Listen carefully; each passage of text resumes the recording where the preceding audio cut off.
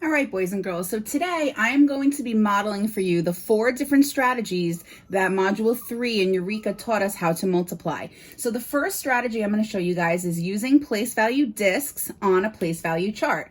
So first thing we need to do is draw out our place value chart. So we have our ones, our tens, our hundreds, and our thousands, right? I'm just going to go up to thousands for this one because I kind of know that the answer is not going to be more than 1,000.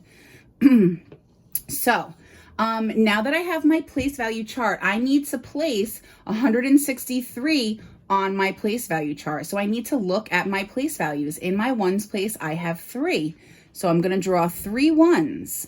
In my tens place, I have 6. So that's really representing 60, right? 6 times 10 is 60. So it's 6 tens. So I have 1, 2, 3, 4, 5, 6. See how that's representing 60? This is actually 63 because 6 tens and 3 ones is 63. Now I know I have 1 in my hundreds place. So here we go. Now I just drew one group of 163, right, boys and girls? I circled it. I hope you can see that. However, my multiplication equation is not 1 times 163. It's 2 groups of 163. So I need to draw another group of 163 in order to represent this problem correctly. So I have 100 and 10, 20, 30, 40, 50, 60, 61, 62, 63. And sorry that my dog is barking. So now I have represented 2 groups of 163 on my place value chart using place value discs. So now my last step is I need to add up what I have in each place value to get my total product. Remember, your factor times your factor equals your product. Your product is just a fancy way of saying answer for multiplication. So I see in my ones place, I have 6. 1, 2, 3, 4, 5, 6. I have 6 ones. I see in my tens place, I have, 6 and 6 more is 12. Oh boy, remember, I can't put 12 here. It can only be 1 digit. So I need to kind of cash in or trade in. Remember that 10 tens is equivalent or equal to 100. So I can circle my group of 10. 1, 2, 3, 4, 5, 6, 7, 8, 9, 10, right? So this is a group of 10.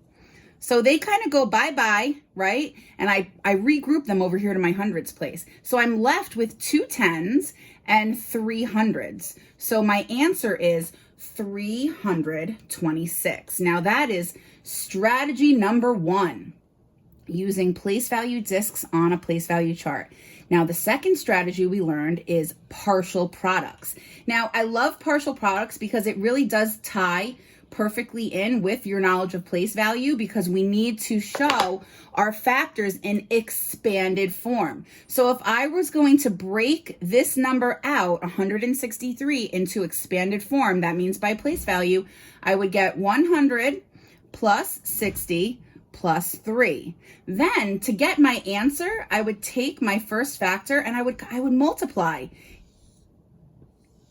each of those numbers by 2. Okay, so let me erase that because I kind of ran out of room. So now I am going to be doing 100 times 2, 60 times 2, and 3 times 2. See here, boys and girls, if I add up these, it is going to equal that 163. So 100 times 2, well, if I don't know that, I know 1 times 2 is 2. And here I have 2 zeros, so I have 2 zeros here, right? That's our little trick we learned about place value. 6 times 2 is 12, but this is not 6, it's 60, so I need to put a 0 and it becomes 120.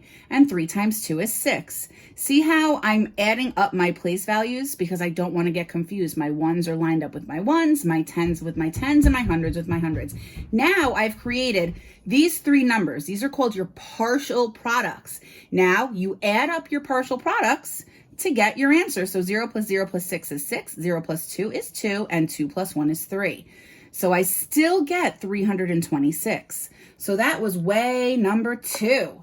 Now we are going to do, I like to call it the old school way, right? This is the standard algorithm. I want you to see how the standard algorithm is really truly tied into not only the place value chart, but it's also tied into the partial products method as well. So here we go.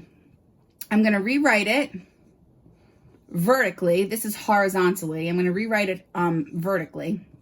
Remember I was telling you guys in class, like a windshield wiper goes like this, but this is like a broken windshield wiper. So I'm taking my factor 2, and the first thing I do is I multiply it by 3, and I get 6 ones.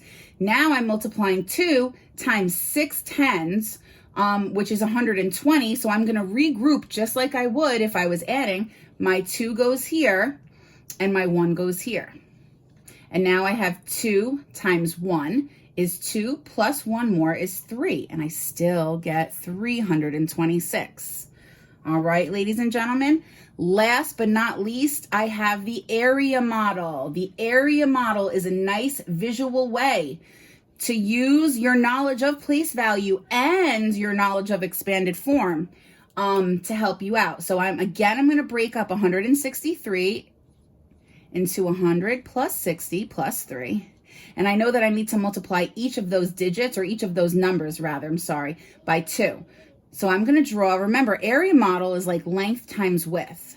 So I'm going to divide this into 3 because I have my 3 here, my 60 here, and my 100 here. Now I know that area, right, is equal to length times width.